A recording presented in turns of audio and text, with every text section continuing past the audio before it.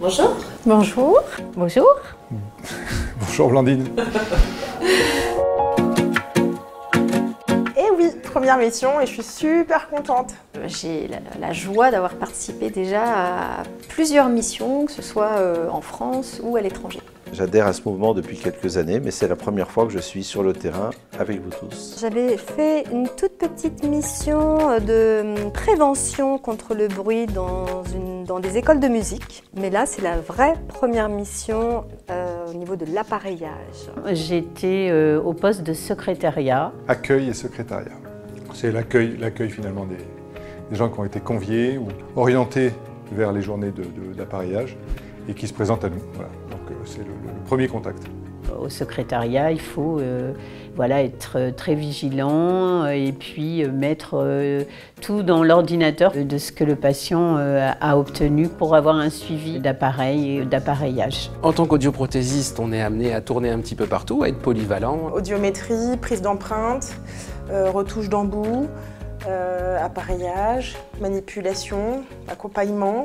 Il y a juste la fabrication d'embouts que j'ai laissé à Georges. Alors je m'occupe d'informer les personnes qui viennent d'être appareillées.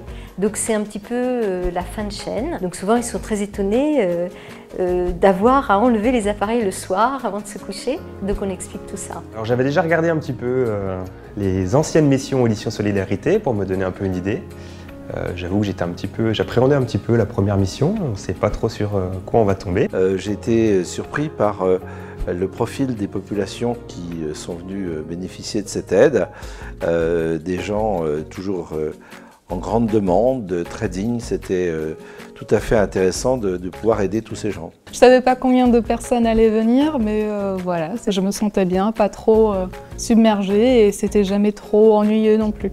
Je ne m'attendais pas à ce que ça soit aussi varié. Je pensais que vraiment chacun allait rester dans un poste et que ça allait être monotache et au final pas du tout. On sort de sa zone de confort, on a une super entente et on s'entraide tous, ça c'est super. Surtout quand on est tout seul dans son labo, c'est très sympa de partager ça avec tout le monde. Je suis très content d'avoir compris et connu le fonctionnement de l'organisation. Ça s'est professionnalisé quand même depuis la dernière mission. Je m'attendais à cette énergie, c'était parfaitement organisé. C'est encore mieux organisé que la dernière fois.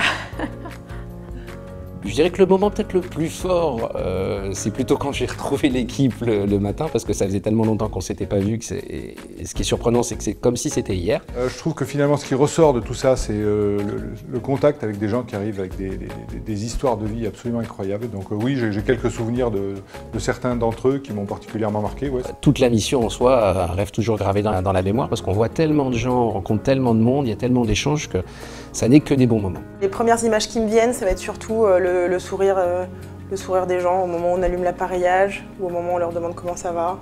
Et là, d'un seul coup, Tout premier appareillage, la personne avec qui j'appareillais, elle a pleuré. Ça t'a touché? Ouais, un peu quand même.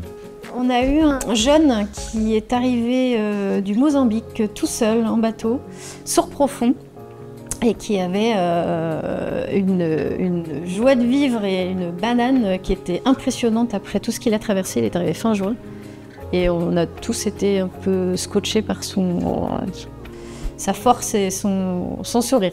Alors moi c'est hier matin quand j'ai fait l'audiométrie d'un jeune garçon, je crois qu'il avait 11 ans, qui avait d'autres troubles associés en plus au niveau de la vue et d'autres troubles. Donc c'est vrai que c'est assez émouvant parce que moi j'ai moi-même 2 enfants, donc on se met aussi à la place des parents et j'ai pu le suivre un petit peu dans le parcours après pour le reste, donc plutôt émouvant.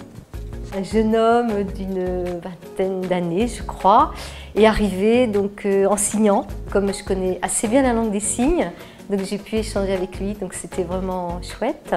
Surtout qu'il m'a demandé d'adapter ses appareils avec son téléphone pour pouvoir écouter de la musique.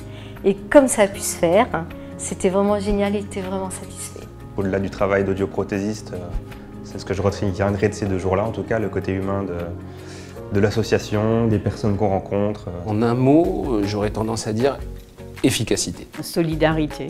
Solidarité. Entraide. Écoute. Découverte. joie.